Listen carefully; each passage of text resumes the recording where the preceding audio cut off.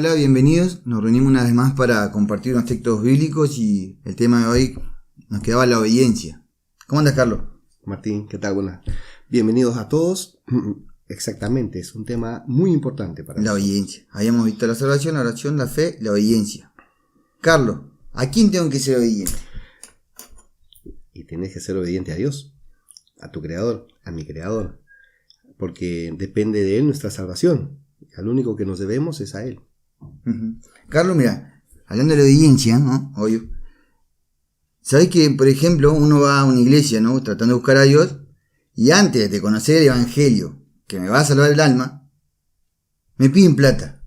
Por ejemplo. Por ejemplo, entre otras cosas, vamos a dejarlo ahí. Amén. Sí, lamentablemente, pues, la palabra de Dios dice que los mandamientos y costumbres de hombres, ¿sí?, invalidan la ley de Dios. Y la pregunta que me hiciste al principio, ¿a quién tengo que ser obediente? Y realmente es a Dios, no al hombre. Muchas congregaciones hoy, lamentablemente, utilizan la palabra de Dios ya sea para pedir plata, ¿sí?, para tener costumbres dentro de la congregación, como por ejemplo las danzas, los pactos, las vigilias.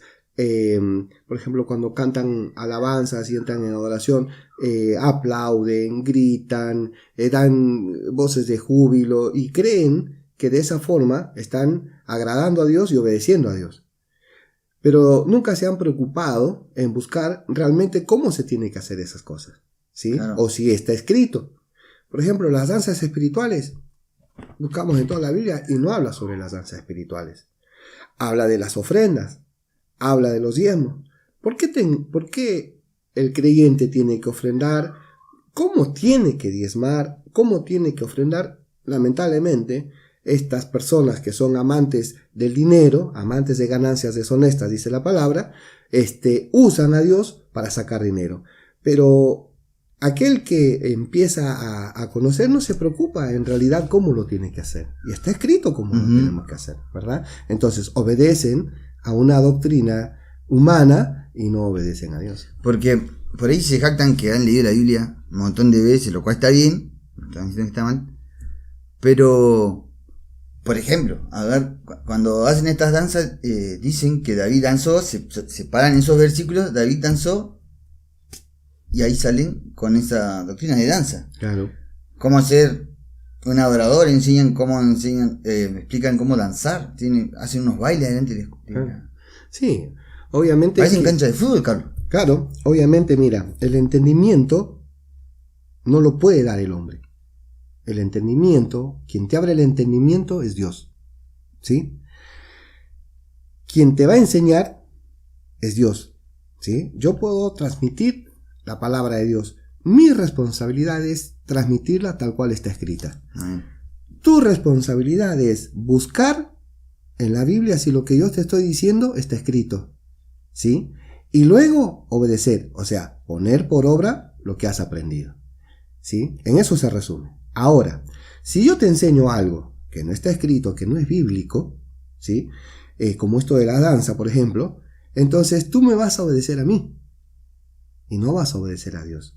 Entonces tú estás siguiendo una doctrina humana, no estás siguiendo a Dios. Por esto debe ser que cristianos fallan o quedan en el camino, porque Dios no los puede ayudar. Claro, porque lamentablemente su fe y su obediencia no está puesta en Dios, está puesta en el hombre.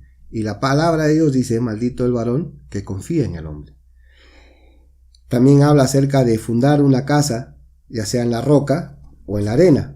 Entonces, si tú sigues una doctrina humana, una doctrina terrenal, estás fundando tu casa en la arena. ¿Por qué? Porque todos los hombres fallamos. Dios, ¿qué dice acerca del corazón del hombre? ¿Qué es el corazón del hombre? Dice, el corazón del hombre es... No recuerdo. El corazón del hombre dice que es engañoso más que todas las cosas. Y añade y dice que es perverso. ¿Ah? Entonces el hombre siempre va a fallar, ¿sí?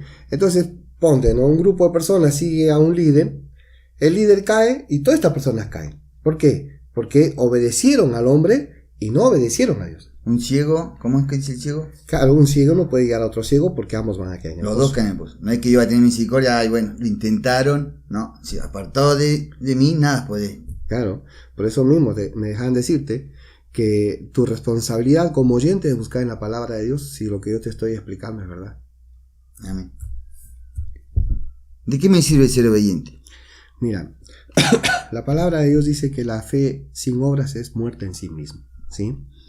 No habla de las obras de que tú seas buena persona, habla de las obras de fe. Si tú entendiste, por ejemplo, que no hay que robar, no tenemos que robar. Entonces yo voy a poner por obra la palabra de Dios, yo ya tengo un fruto, una obra, un fruto de obediencia. Y cuando el Señor Jesucristo hacía milagros y demás, decía, vete, tu fe te ha salvado. A la mujer adúltera que fue encontrada en el acto mismo de adulterio, que le dijo, vete y no peques más. O sea, Dios pide en el hombre, le pide obediencia. O sea, en primer lugar que se humille ante Dios, ante su palabra, porque si nosotros empezamos a levantar argumentos y a poner peros, lamentablemente no nos estamos humillando ante Dios, ¿sí? No, pero mi pastor dice, no, pero mi congregación dice, no, pero... No, Dios dice. Podemos ser amigos de todos los pastores, o del pastor ser amigos íntimos, pero si no te conoce Dios... Claro, de nada te sirve. Entonces, si Dios te dice, por ejemplo, no existe la danza espiritual, entonces, ¿tú a quién te vas a someter? ¿A tu iglesia, a tu congregación, a tu pastor, o te vas a someter a Dios? Entonces ahí está la humillación, la humildad que aunque recibes tú la palabra, ¿no? Y después la obediencia. Ahí podemos decir que entra, como dice la Biblia, Jehová mi pastor.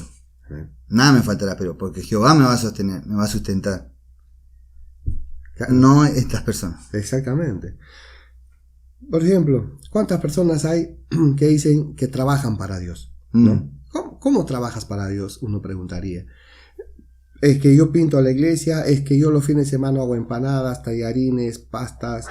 Trabajo de esa forma para Dios. No, un momento, acá hay que diferenciar la cosa. Tú trabajas para tu congregación.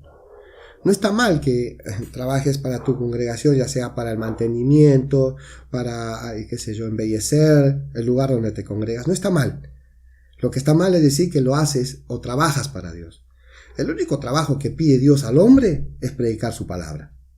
Como está escrita. Como está escrita. No hay otro trabajo. No le agregues. Claro, exactamente. Entonces, muchas personas engañadas, ¿sí? Dicen, no, este fin de semana vamos a trabajar para Dios porque vamos a hacer feria de platos.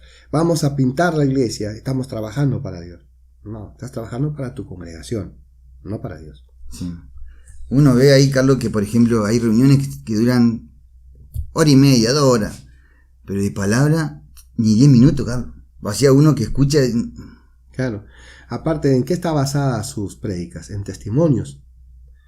¿Eso es bíblico? No. Dice, ve y cuenta cuán grandes cosas ha hecho Jehová contigo, a los tuyos, a tu familia. Eso lo podemos hacer en una charla, en una conversación. Carlos, mira, yo viví así, así, y Dios me ha transformado. Amén. Tal vez me puede servir a mí, ¿sí? Como un ejemplo.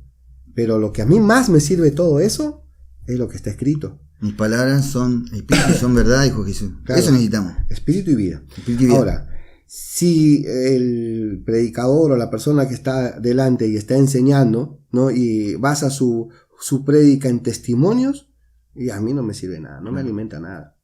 No me alimenta nada. A mí lo que me va a alimentar va a ser la palabra. Y por ende, si a mí me alimentan con la palabra y Dios está presente ahí, yo me tengo que humillar ante Él y obedecerle a Él, a Dios.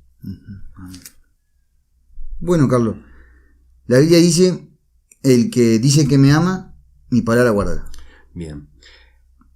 El amor hacia Dios es un tema también muy importante, ¿no?